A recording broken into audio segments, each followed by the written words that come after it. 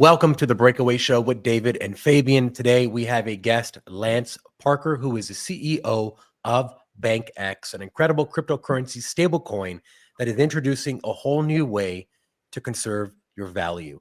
Welcome, Lance. All right. Thanks, Fabian. Thanks, David. Good to be here. Yeah, It's my second time with Breakaway, so I have interviewed with the team before. There you go. Well, welcome back to the Breakaway, and perfect time, right? Right before me and Fabian are going to the swamp to see all the chaos and whatnot. But it's great to have you back, Lance. And I know you and Fabian are, pretty knowledgeable when it comes down to cryptocurrency, and I know that's what you're involved with. So I'm excited to learn and just to listen and to ask questions today about all this various stuff and what you do with BankX. Yeah, great. Yeah, Fabian and I have known each other for a while. I think 10 years in Los Angeles. So Yep, about that. Yeah. Even years ago, we talked about the Federal Reserve and how that's not meant to help the people.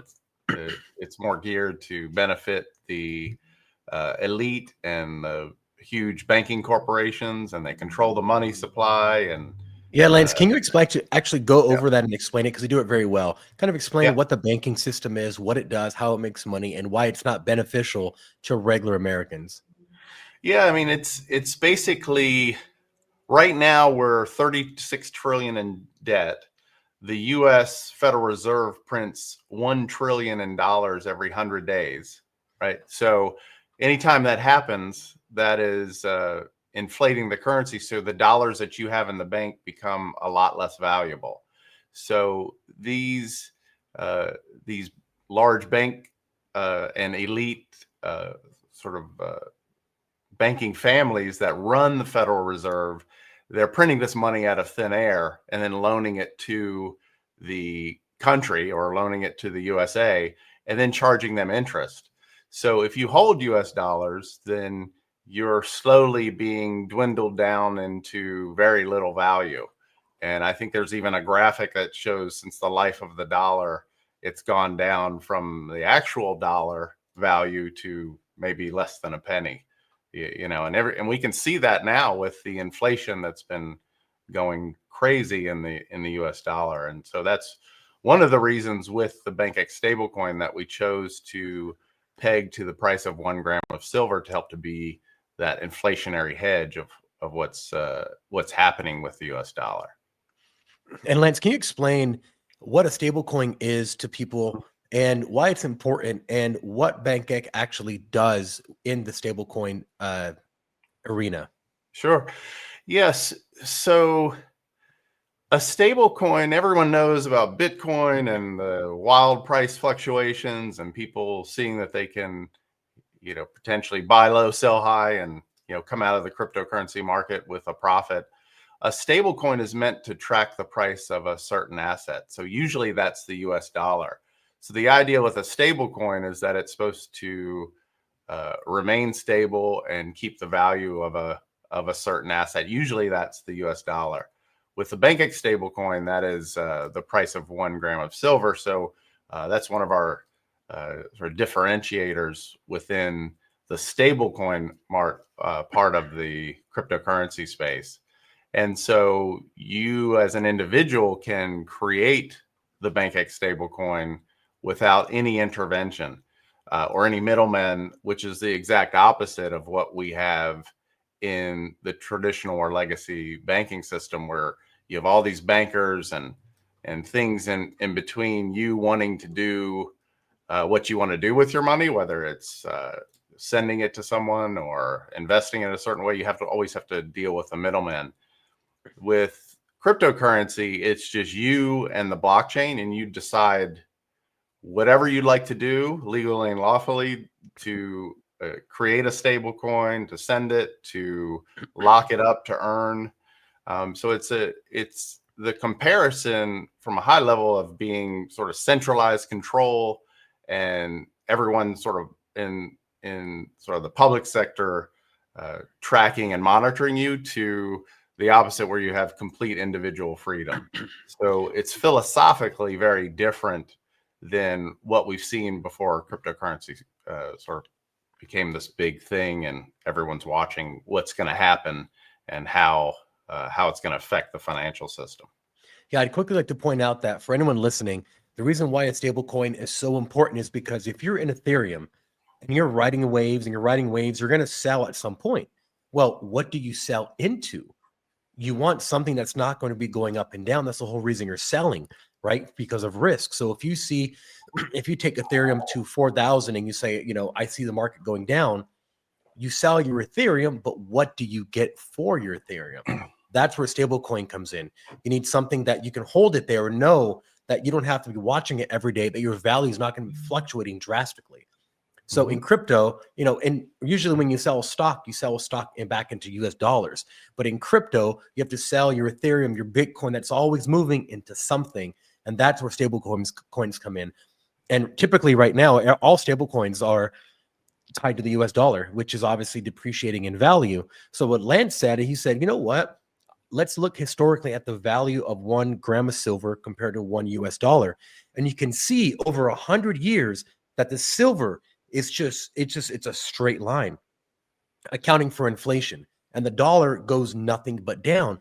So Lance said, instead of us tying our stable coin to the value of a dollar that we know is continuously depreciating, why don't we tie it to the price of silver, which is a commodity, which, they actually use it for things like medical and tons of other places in society.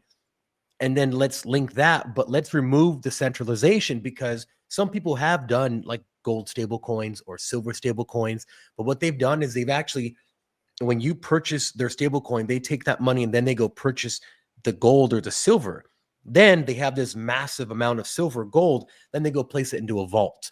Now, that's a centralization point for the government can come and say, you know what, we don't like how you're doing business. You're competing with the US dollar. We're going to shut you down. And all they have to do to shut you down is go to that vault. And that's all you're worth right there. So what Lance said is instead of having a centralization choke point, let's decentralize it so there's no silver anywhere. It just follows the price of silver. That way the government couldn't go to any specific place and say, we're going to shut you down by just doing this, which in essence is decentralizing a stable coin, which is what everyone wants, so that no one can shut it off. Yeah, it's a good point.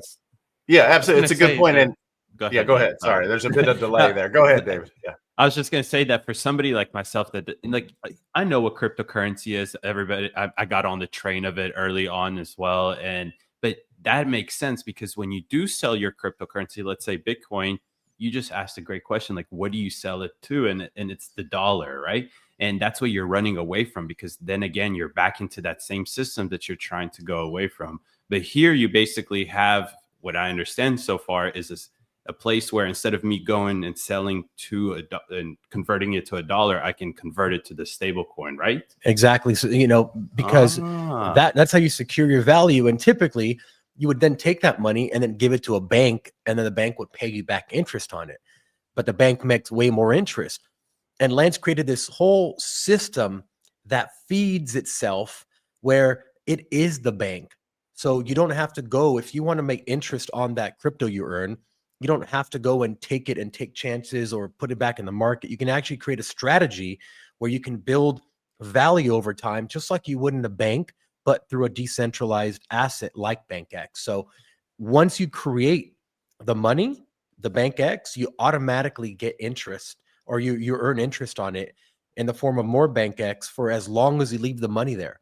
So unlike a bond or like a CD at the bank, you have to give them your money and it's locked up there. What's incredible with BankX, and Lance, I have no idea how you did this because I didn't make any of it. You made it. So maybe that's a cause for a lot of stress in your life, but he created a system where when you create it, it's automatically earning interest the entire time that BankX exists. That means that you can still take that money and go spend it on something, but you're still earning interest on it. And it's really unique because you're not locking your money up anywhere. You're earning interest. But then if I want to go back and buy some more crypto, I can take that BankX, then turn it back into Ethereum, and boom, now I'm holding Ethereum. That's beautiful. Yeah, a couple of points on that. The stable coins really took off as a way to do exactly what you just said. It's like, where do I go if I'm in Bitcoin or Ethereum? I need to go somewhere where the value is held, and they became trading pairs on centralized exchanges. And I think it was the old SEC chairman that no one really likes anymore, who's leaving shortly. He said, I believe it was something like 75% of crypto trades involved a stablecoin, and that really helped to take them off, or have helped them to take off. And I think the other distinction is, as you were talking, Fabian, about it being pegged or soft pegged to the price of 1 gram of silver, is we don't physically back it with silver, but it is backed with other cryptocurrencies. So you still have that ability to redeem the stable coin for value, but you don't have to go to a physical location that can be shut down, keeping that decentralization effect that's so important to people in cryptocurrency and sort of this entire movement. And the idea around interest was really proven by another protocol where you can basically lock up the tokens to earn more tokens. And we brought that to a stable coin. And so we've even decentralized how the system pays interest in a way that's very monetarily efficient from a policy perspective, where when you look at the Federal Reserve, it's the exact opposite, where they just print endlessly. The BankX system does it with very sort of proven economic principles that are sustainable. So I think those are key points to bring about with the discussion here. Yeah, it's really interesting how the landscape has shifted in money preservation, money creation and preservation, because if you don't need a bank to earn money, then what do you need a bank to do? If you don't need the bank to give you a loan, because you can go get a DeFi loan in literally 3-4 minutes without anything, without any KYC, no loan application, no credit score, just a literal loan, because people are out there willing to loan their crypto out for a certain percentage. That really negates the power of the banks, and that's what they hate so much, because without us needing banks, what would banks do? Nothing.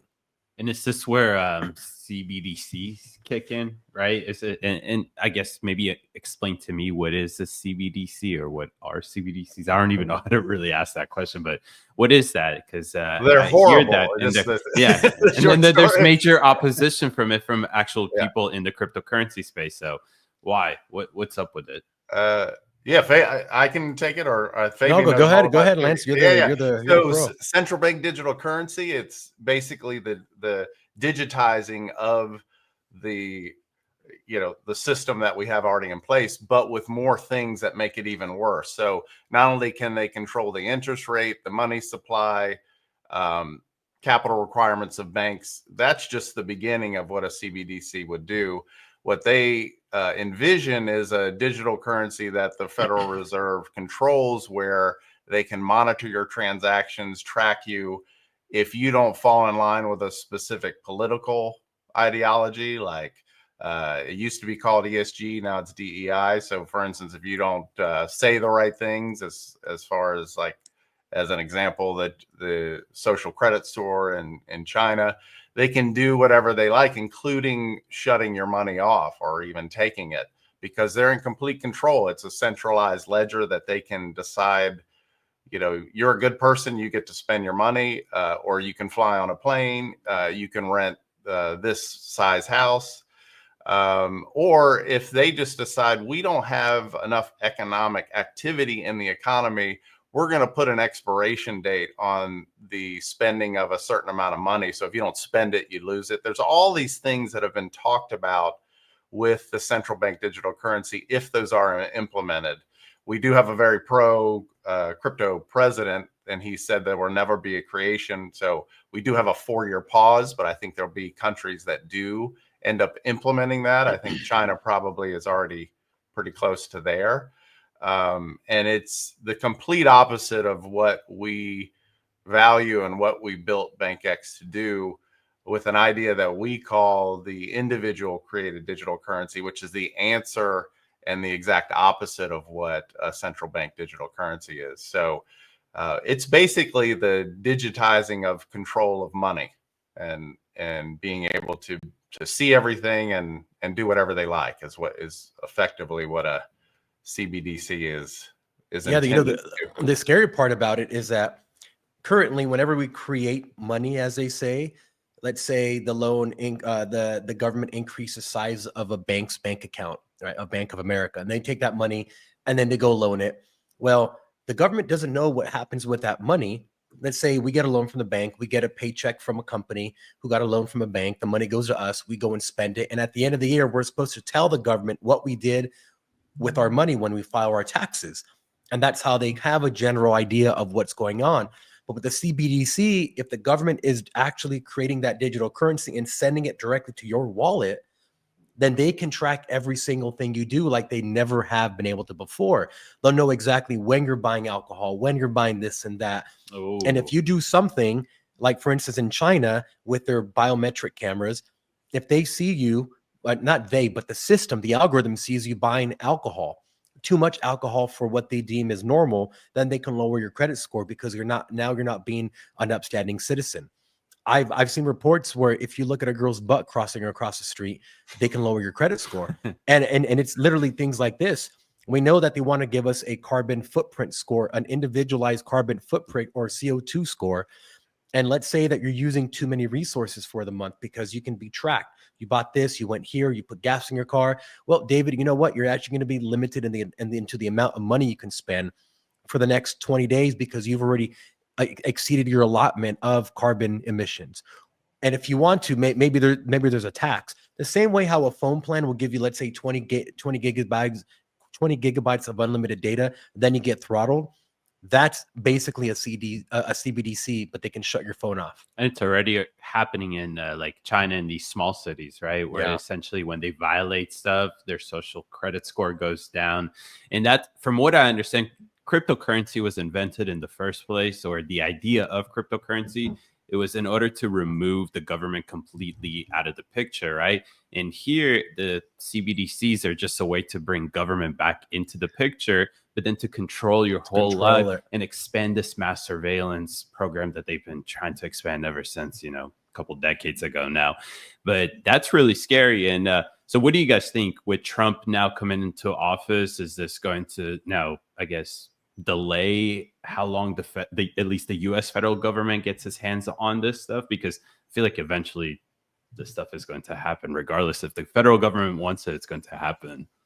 I don't know. I don't know who that question is for, but yeah, but I mean, it's to me, it's a 4-year pause until, because we don't know what's gonna happen sort of in 2028. So yeah, I mean, I think we need to take this opportunity to get as much good regulation and pro regulation for crypto and start to put as much systems in place that we can. I mean, it's an exciting time to be in cryptocurrency because of this pro crypto administration. The idea that he's buying Bitcoin as a strategic reserve. He does not want to allow the innovation to be pushed offshore, which is what would effectively happen if they were to make it very difficult. It's been a very contentious relationship with cryptocurrency founders and the current administration, where there's been lawsuits and SEC and all of that. I would imagine that a lot of those would be dropped based on what's going to be happening on January 20th and forward.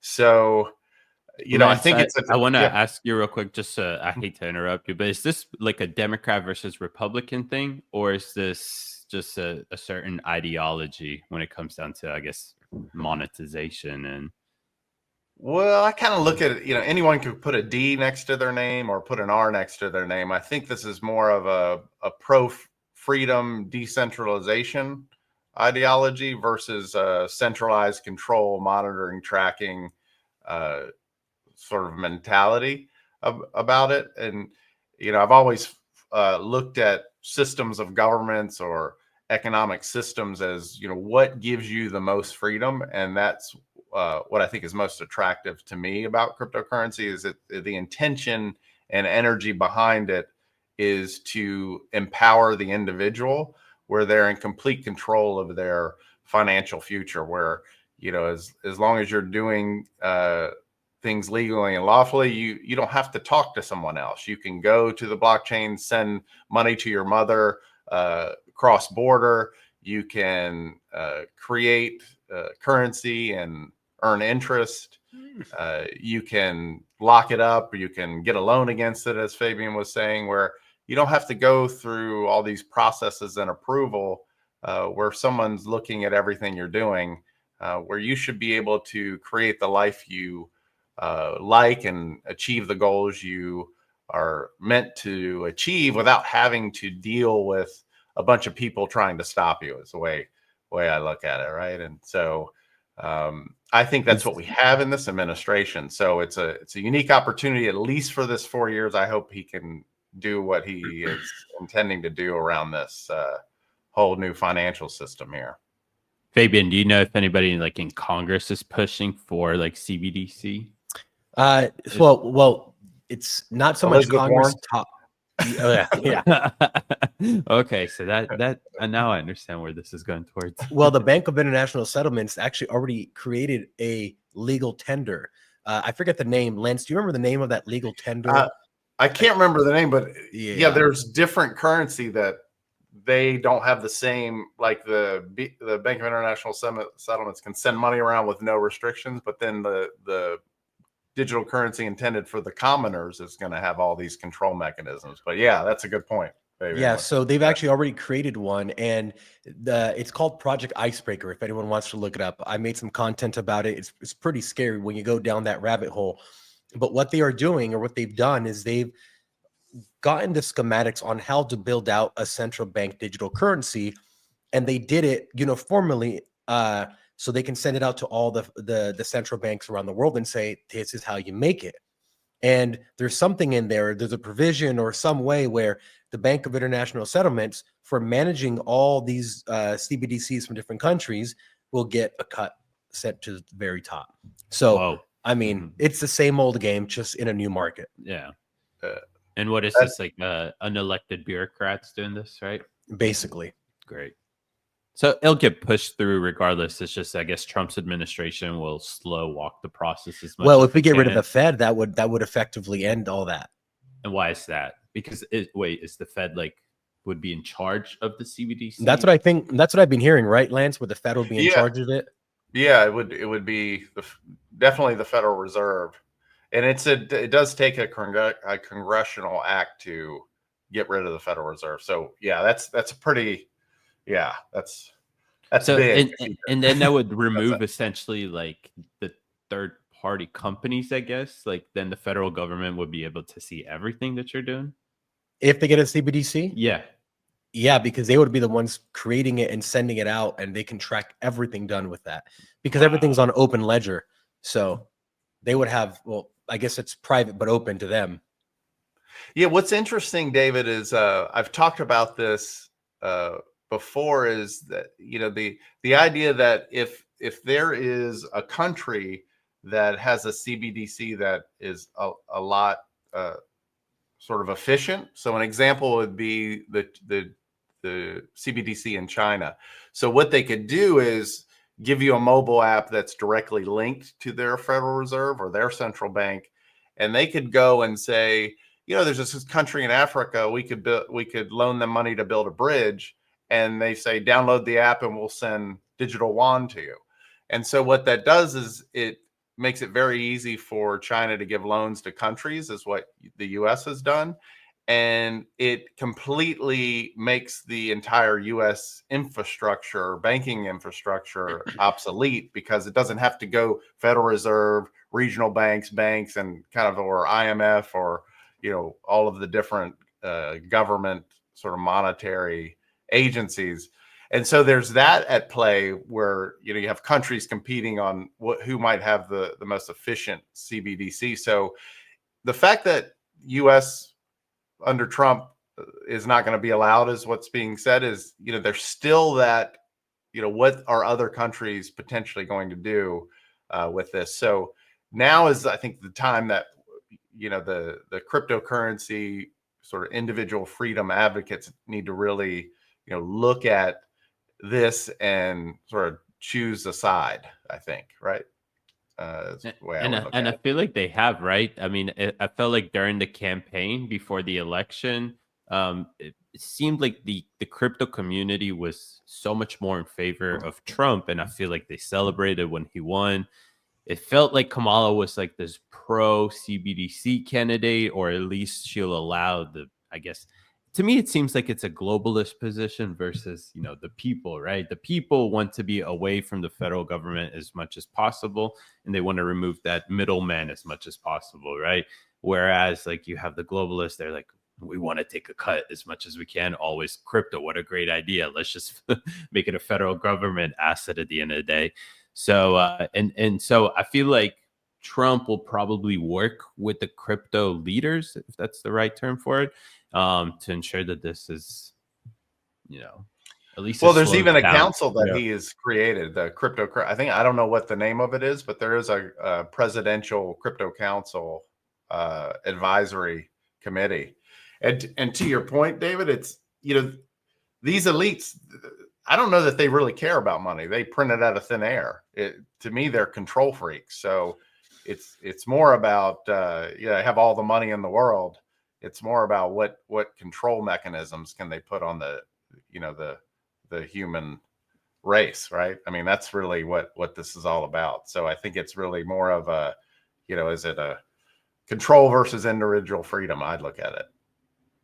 And then I guess tie BankX to all of this for me. So BankX essentially just helps the crypto community, right? By offering them a place to, when they withdraw or they're ready to sell, I guess, their, let's say Bitcoin or Ethereum, they can, instead of converting it to the federal government, they can actually just convert it back to the stablecoin, right?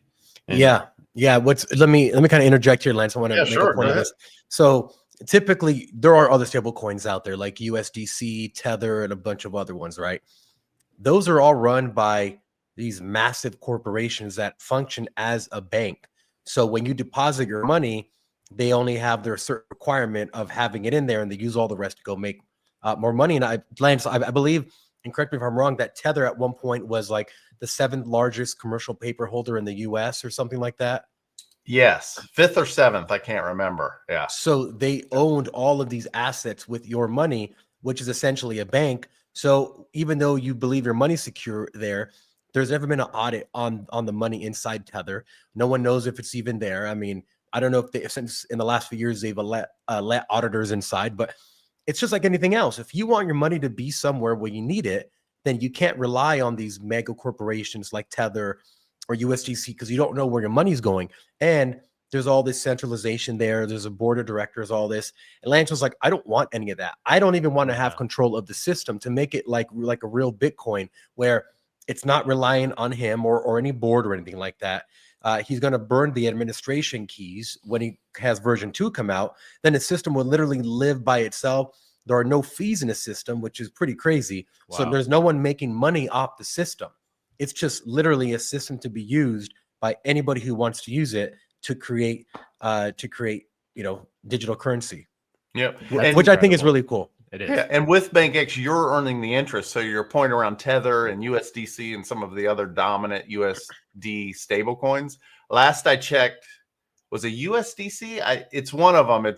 I think Tether actually is even more, but USDC is making something like 1.6 billion with a B per year on your money. So they'll do a portion in T-bills, they'll do a portion in commercial paper. So they take your dollars that you basically send to convert into Tether, and it sits in their bank, and then they deploy that capital to earn, Circle is the company behind USDC, so they earn the interest. And so with BankX, we moved all of the functions of what the legacy banking system has to the individual, where you own the collateral, you create the stable coin, you're earning interest for the entire time that stable coin is in circulation. And anytime that you want to redeem the crypto collateral that you use to mint the stable coin, you go to the blockchain at any time. It could be 3 a.m. in the morning on a holiday, and you can send your stable coin into the system, and it will give you back your collateral plus any interest that you have earned in the form of BankX tokens back to your wallet. So it's complete autonomy and decentralization, the exact opposite of what they have in the legacy banking system. And then they're a bit trying to fool you. USDC, it's a cryptocurrency with the same sort of values and intention behind what cryptocurrency was meant to be, but it's a little bit of trickery, right? So when you look a bit under the covers, you see that they are, they're still middlemen, they're still centralization. And I think they will, even with a Trump administration, I think stablecoins like this will be absorbed into the banking system. So they're already setting that up where, where they'll be in somewhat of control. And if I was the government, that's what I would do, because here's all these stable coins that are pegged to the US dollar. The dollars backing it are already in the US banking system. So they can pull that into control of the Federal Reserve, which is great if we have a president like Trump that's very pro crypto and pro freedom and is not out to get you. But the problem is what happens when an administration switches, or he's only got one term, unfortunately. So, so we just need to, I think now is our setup time. We've got, we don't have the, administration that's against us. We can set all these things up over the next 4 years. Yeah. And I see your, David, is that a bobblehead there? I love Trump. Is that a Trump bobblehead? No, it's a sticker actually on my computer. computer. Okay. Cause I got the real deal. Look at that. Even his fist bobbles. Oh, wow. It's a little, Christmas for my mother. She thought it was funny. And we got to get one of those. We do. So when it's on your desk, and even when your desk slightly moves, his fist, he's got the ear and everything. So. Oh, that's great. Look at that. Great. Yeah, it's an exciting time for crypto. I think we have, as far as the number, like the volume of transactions, I think for Q2 of 2024, the volume of transactions in stablecoins doubled that of Visa, if I have my numbers right. So, things are moving. No wonder they're after it. Yeah, they're moving in that from a regulatory control. But it is a great time to start to learn about cryptocurrency and stablecoins. I think generally 2025, once we have Trump in, is a very positive environment for cryptocurrency. The narrative that has a lot of people's mind share right now is artificial intelligence. So I think we're going to see sort of over Q1 and Q2 this idea of AI agents, which is something that we've had planned for BankX for a while. That we can, as you learn about BankX, you'll see what we're doing there. But I think later then it'll start to be shifted back into later in the year, sort of NFTs and stablecoin. But it's going to be a wild ride with cryptocurrency this year, and it's pretty exciting. It's even better than I thought. I think Fabian and I, we've always talked about how we thought 2025 was going to be a big year with things that were being set up. So, yeah. And at this time, I think I would like to actually kind of officially announce that we are a partner with BankX. So, big things on the horizon. Working with Lance, myself, and David. It's been an interesting time, a fun time, and we are, like I said, we are all for decentralization, freedom, and individual liberties, having the government out of your pocket and out of your home. So it was just a natural fit with BankX to do this together. So we're incredibly excited. I wasn't going to do this, Fabian, but look at that! There you go. Man, that was a lot. Wow. They're silver, so there we go. If anyone says Lance doesn't party, that's proof right there. It's proof. I like that it's silver. That way it's tied to BankX. Oh, that was great. I did not expect that, by the way, anyone. I had no idea that was happening. I got one just to see what they were like and using it at some point. But yeah, I guess we'll just there we go. We love it. Lance, I don't know if I should say anything about the little piece left on your head, the silver piece. Oh, is it? Oh, Yeah, we're at the we'll have to get that. There out. you go. I wasn't sure if I should say anything, but I Yeah. figured. It's kind of like the political debates where there's a fly on the guy's head. Yeah, Oh, Ted Oh, Cruz. No, Mike Pence. Mike Pence. that Mike was Pence. Pence. Yeah. Yeah. And the fly on Ted Cruz's nose or whatever it was. Oh my God. That was wild. But no, I like what you said, Fabian, that it's a natural fit because obviously everything that we just talked about on this podcast, it seems like it's a fit for what you and I do and what we will be doing in DC on the ground and the people that we'll be talking to. So we're really looking forward to it. I'm excited to work with BankX. And every time I talk to Lance, to you about the crypto stuff and just in general about BankX, it makes more and more sense. And look at that. I learned today what actually CBDC is. Well, and it's also Oh, it's interesting scary. because since we'll be on the ground in the halls of Congress talking directly to politicians, we need to get out more information to see where these politicians stand on all these issues that we just talked about.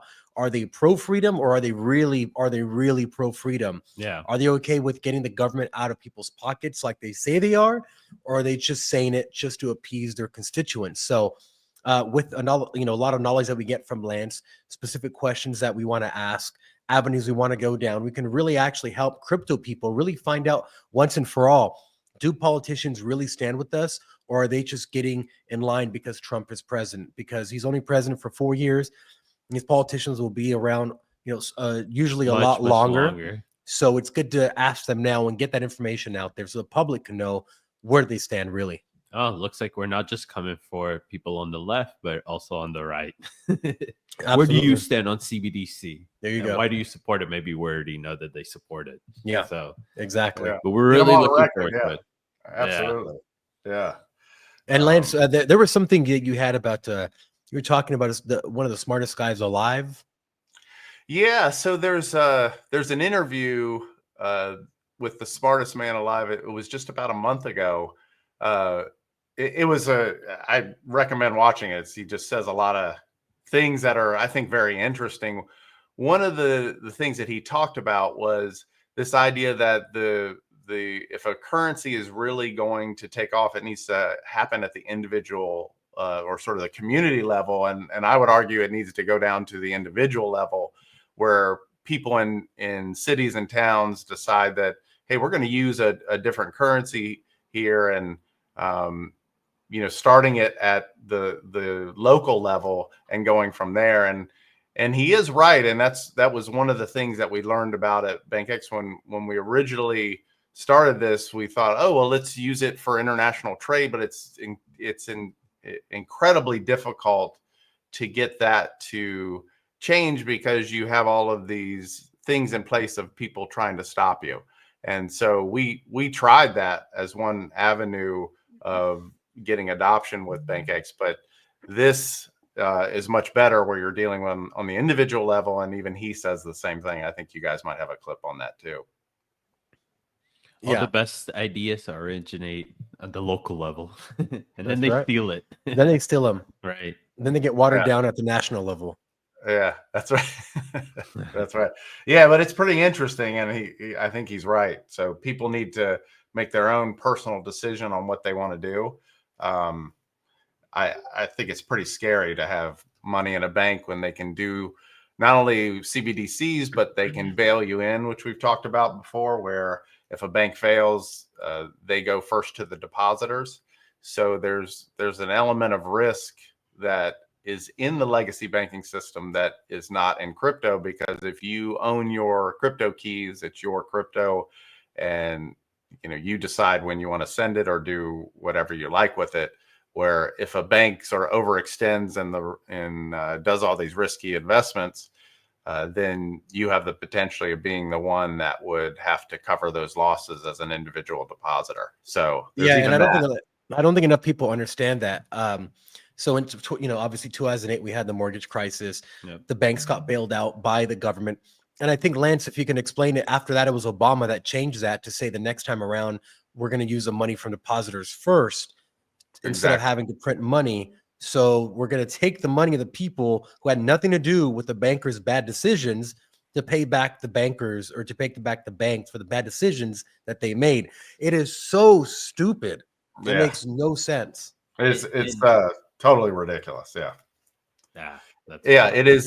First, it was everyone's heard bailout. A lot of people haven't heard bail in. Bailout is where, okay, you first have a bailout because a bank failed, the government steps in. Now all the other bankers are like, oh, now we can take risks because the government's going to be the safety net, and we can do these crazy investments. It doesn't work out, the government will step in. But then Obama changed that from bailout to bail in. So the government's not involved unless there's some special action by Congress. I think they did something like that for Silicon Valley Bank. So it has to be on a bank by bank basis. But right now, the law is if a bank fails or goes bankrupt, then a depositor is like a creditor, I think. And Oh my they basically Isn't that become crazy? That's just what happened. That's what, sorry, Lance. That's what happened like a year or two ago with those Silicon Valley banks, right? Do you guys remember that when Yeah, the Silicon SVB. Valley? That's one that Lance was referencing. Yeah, so they did special action, I think, because for Congress to help come and sort of fill in some of the gaps in money there. But as the law stands now, you can be bailed in, and there's even FDIC meetings where they talk about it and laugh about that part of it, where the public doesn't know they can be bailed in, but they will be, and they laugh about it. You guys, we've talked. That's a We've showed crazy that video, before, actually. yeah. Yeah, So sitting there laughing about it at their meeting, Yeah, being it's just recorded. that's when crazy. people start to learn about this, there's such an obvious choice to go with something like an individual created digital currency rather than the tracking, monitor, control, and risk of either the dollar or CBDC that's still under the control of the Federal Reserve. I think we need to get the word out so people know that this is a big problem and it can be potentially very harmful to the individual as they're trying to build their finances, just go through life and try to achieve their goals. It's just something that's going to set them back many years if something like that happens. And that's what I think we hope to accomplish working with BankX over the next month and hopefully longer than that in DC is by, combining clips that we get on the ground there. And then, of course, direct questions, but mainly working together by getting more exposure for BankX. So, people are aware of that and everything. Yeah, I'd also like to see how much Congress actually knows, or people in politics actually know about crypto and CBDCs and all this, because it's a hot topic. But if they don't really understand what is happening and how everything is working behind the scenes, then they're not going to be able to make a good decision when it comes time. They're going to rely on their staffers, and who knows what their staffers are doing or what interests they have. And it doesn't match their constituents' interests. So it's going to be interesting actually speaking to them and looking under the hood to see how much they really know about it in a discussion, not in a small little sound clip or sound bite. Yeah. It's like when they try to go ban TikTok and all these people, like the congressional leaders, talk about TikTok. I'm like, they obviously don't use TikTok. They have no idea what they're talking about. And that probably applies to cryptocurrency. Yeah. It's pretty complex. You actually got to know what you're talking about. And I can't imagine that these 70 or 80-year-olds know what they're talking about. No, it was like when Mark Zuckerberg was on Capitol Hill at that Senate hearing or congressional hearing. And I forget who asked him, how do you make money? And he goes, Senator, we run ads. And that tells you how it's just inside of a bubble that guy lives, that he didn't even know how Facebook made money, but he's there trying to rule over Facebook and determine if they get penalized or not. Like, what the hell is going on in Congress? Yep. Yeah. It is Yeah. insanity. And that's the same they thing don't. that's with cryptocurrency, probably. Yep. And we're going to find out. We're going to find out. They haven't a Yeah. clue at all. I mean, they'll just know the Bitcoin. They'll say the Bitcoin or something like that, and just not even Bitcoin. realize what's going on. Talk to my Talk to my assistant. yeah. Ridiculous. Yeah, it's Well, but it's a good time to start to learn about it and decide if it's something that you want to sort of transition over from the legacy banking system. I'm afraid of banks and CBDCs. I don't want anything to do with them. yeah. And Lance, can you tell people who have had an interest sparked by this conversation, where they can go to find out more about BankX. What's a logical starting point? How do they learn more about it? Sure. Yeah. So the best is the website, www.bankx.io. And there's some general information there. We have a doc section where you can go through and read about BankX and how it works. There's also our YouTube channel at BankX.io that has explainer video just in a couple minutes to show you how it works. Then if you want to learn more, there's a learn more playlist. And then if you really want to learn about, I did a masterclass on a deep dive of BankX. And so it just depends on how much you'd like to learn about it. It is quite an extensive system. And so it just depends on how much and how far you'd like to learn about it. But generally, you can learn what you need to know and use the system just by sort of reading the website and watching the explainer video. Got it. And if I was, let's say I wanted to buy some BankX, could I get it now? And how would I get it? Yeah, so you just go to the website, and there is a button to click to launch the BankX app, and then from there you connect your wallet. So if you're not in crypto, there is you could chat on the website and watch a video on how to create a wallet, how to get the initial cryptocurrency if you've never purchased before, and then you click on the launch app button, and then you're able to go and buy BankX or buy the stablecoin.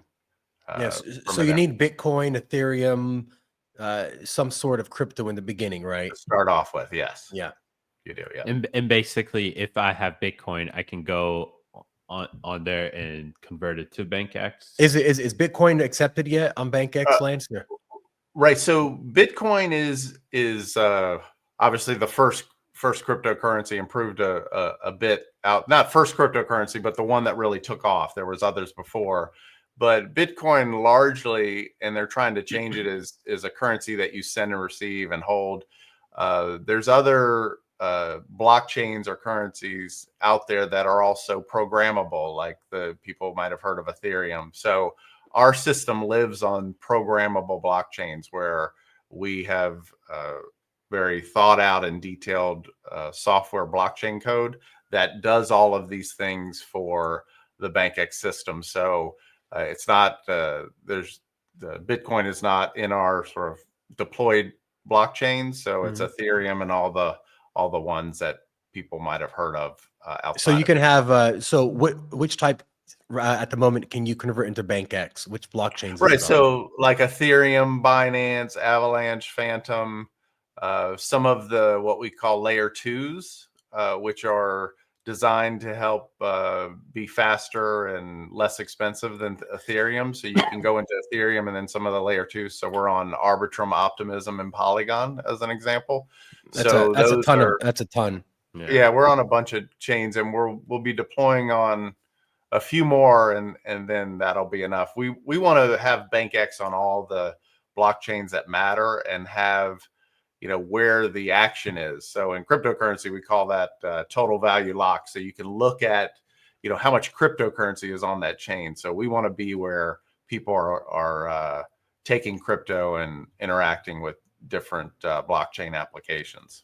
And no matter which blockchain that you're using, let's say you're using like Optimum or Polygon or Binance or Ethereum, it all works the same on these different blockchains, right? Yep, it's the exact same system. They're all independent and work on their own. So it's another decentralization aspect of the system where there's different chains that have BankX deployed on them. So one of the things that we are doing is the ability to bridge our stablecoin or move XSD from one chain to another. Wow. So we just started working on that. So we've got quite I think an exciting roadmap of what we're going to bring additionally to BankX as we progress through the year. That's great. That's awesome. Great. And maybe you didn't even know about that. That's a new one right there. Right? Yeah, I actually did not know about that. That's great. That's great. Well, yeah, we'll be in DC all month, guys. Lance, can you tell people how to find you on social? Because I know you're getting more active there as well. Yeah, absolutely. X or Twitter is at Lance Parker IO, or our Twitter also on BankX is at BankXIO. Also, that's All the right. main one. Sounds good to me. Well, we will be in DC all next month. Again, as we were saying, diving deep into cryptocurrency with different people in the wherever we can find them. If they're in the administration, if they're on the left, the right, the center, we don't care. But thank you so much, everyone, for sticking around. David, what you got? I'm just excited to go to DC. We're going to be there in like, 24 hours from when we're recording this. But Yep. I'm excited for it. And like you said, especially with this cryptocurrency stuff, it's the left, the right, everybody. It's game on. Yeah, it really is. Exciting. Yeah. Well, Yeah. thank you, Lance, for coming All on. right. And we will talk to you very soon.